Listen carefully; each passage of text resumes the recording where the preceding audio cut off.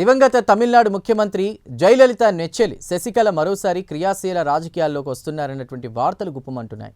ఇదే విషయమై గత వారం రోజులుగా తన అనుచరులతో ఆమె మంతనాలు చేస్తున్నారు.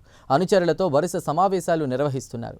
మరో 3 నెలల్లో తమిళనాడు అసెంబ్లీ ఎన్నికలు జరగబోతున్నాయి. ఈ నేపథ్యంలో శశికళ ఎపిసోడ్ తమిళ రాజకీయాల్లో ప్రాధాన్యత సంతరించుకుంది.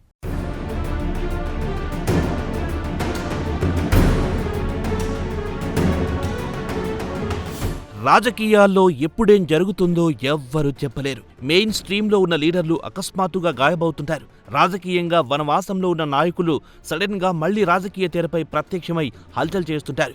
తమిళనాడు రాజకీయాలు కూడా ఇందుకు మినహాయింపు కాదు. దాదాపు 5 సంవత్సరాల కిందట రాజకీయాల నుంచి రిటైర్మెంట్ ప్రకటించిన శశికళ మరోసారి తమిళ రాజకీయాల్లో సందడి చేయడానికి రెడీ అవుతున్నట్టు తెలుస్తోంది.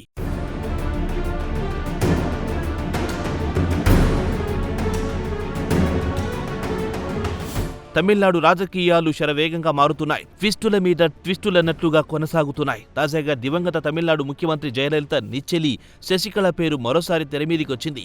జయలలిత తమిళనాడు ముఖ్యమంత్రిగా ఉన్న సమయంలో శశికళ హవా ఏ రేంజ్లో ఉందో అందరికీ తెలిసిన విషయమే. అంతేకాదు ఓ దశలో రాజ్యాంగేతర శక్తి అనే ఆరోపణలు కూడా శశికళ ఎదుర్కొన్నారు. అయితే అప్పట్లో అన్నా డీఎంకే నాయకులు కార్యకర్తలు ఆమెను చిన్నమ్మ అంటూ ప్రేమగా పిలుచుకునేవారు.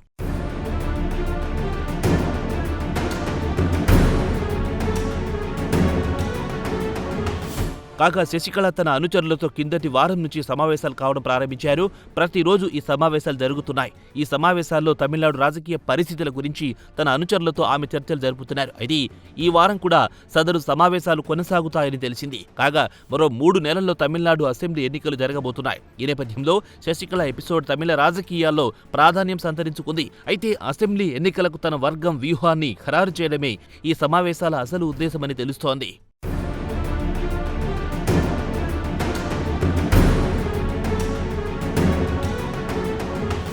ఇదిలా ఉంటే ఫిబ్రవరి 24న దివంగత ముఖ్యమంత్రి జయలలిత జయంతి. ఈ సందర్భంగా తమిళనాడుకు జయలలిత చేసిన సేవలను స్మరించుకుంటూ ఓ రాజకీయ పార్టీ పెట్టాలన్న ఒత్తిళ్లు కూడా శశికళపై వస్తున్నాయి. అయితే అసెంబ్లీ ఎన్నికలు తరుముకొస్తున్న వేళ ఇప్పటికిప్పుడు రాజకీయ పార్టీ పెట్టడంలోని సాధ్యాసాధ్యాలను శశికళ పరిశీలిస్తున్నట్టు తెలుస్తోంది. అయితే ఇప్పటికిప్పుడు రాజకీయ పార్టీ పెట్టడం వర్కౌట్ కాదన్న అభిప్రాయంతో శశికళ ఉన్నట్లు తెలుస్తోంది.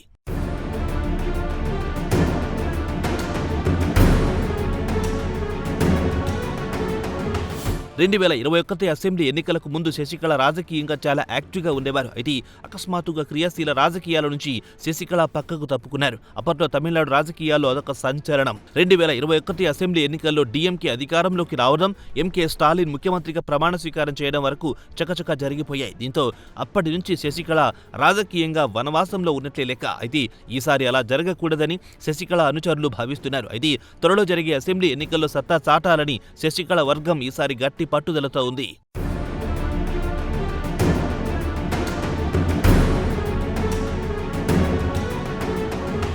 ఇదిలా ఉంటే 2017 ఫిబ్రవరిలో ఓ అవినీతి కేసులో శశికళకు 4 ఏళ్లు జైలు శిక్ష పడింది. దీంతో ఆమె ఎన్నికల్లో పోటీ చేయడంపై నిషేధం కొనసాగుతోంది. అయితే ఈ అనర్హత కాలం వచ్చే ఏడాది ప్రారంభం వరకు కొనసాగే అవకాశాలున్నాయి. దీంతో ఈసారి అసెంబ్లీ ఎన్నికల్లో శశికళ స్వయంగా పోటీ చేసే అవకాశాలు లేకుండా పోయాయి. కాగా 2018లో ఆమె మేనల్లుడు టీటీకే దినకరన్ అమ్మామక్కల్ మునేట్ర కజగం పేరుతో ప్రాంతీయ పార్టీ ఏర్పాటు చేసుకున్నారు.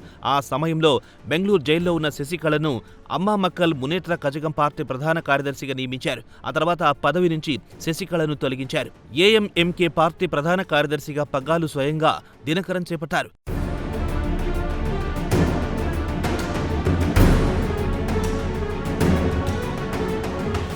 ఇదిలా ఉంటే దినకరన్ నాయకత్వంలోని ఏఎంఎంకే పార్టీ తాజాగా ఎన్డీఏ కూటమిలో చేరింది. కాగా దినకరన్ బొమ్మను చూపించి తేవర్ సామాజిక వర్గాన్ని ఆకట్టుకోవాలన్నది భారతీయ జనతా పార్టీ ఆలోచనగా కనిపిస్తోంది.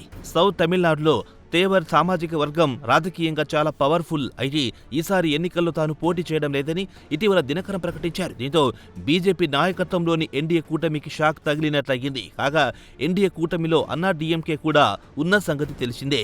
ఈ నేపథ్యంలో అన్నా డీఎంకేతో సీట్ల కేటాయింపుల విషయంలో దినకరన్ పార్టీకి విభేదాలొచ్చాయని తెలిసింది.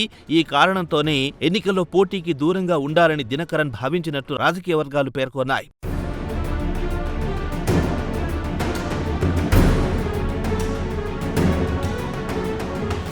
ఇదిలా ఉంటే అన్నా డీఎంకే ప్రధాన కార్యదర్శి ఎడప్పాడి పళనిస్వామికి శశికళతో పాత గొడవలున్నాయి. ఈ కారణంతో శశికళను ఎన్డీఏ కూటమిలో చేర్చుకోవడానికి పళనిస్వామి నిరాకరించినట్లు తెలుస్తోంది. కాగా వచ్చే అసెంబ్లీ ఎన్నికల్లో పోటీ చేసేదే లేదని దినకరన్ ప్రకటించడానికి ఇదొక కారణమై ఉండొచ్చని రాజకీయ పరిశీలకులు అంటున్నారు. ఏదేమైనా శశికళ రాజకీయంగా పావులు కదపడంలో దిట్ట. అడుగు తీసి అడుగు వేసిన దాని వెనుక ఏదో ఒక స్కెచ్ ఉంటుందంటుంటాయి తమిళ రాజకీయ వర్గాలు. ఏదేమైనా చిన్నమ్మ తమిళనాడు రాజకీయాల్లో మరోసారి సెంటర్ ఆఫ్ అట్రాక్షన్ కాబోతున్నారనేది ఖాయం. మొత్తంగా తమిళనాడు రాజకీయాలు ఉత్కంఠ భరితంగా సాగుతున్నాయి.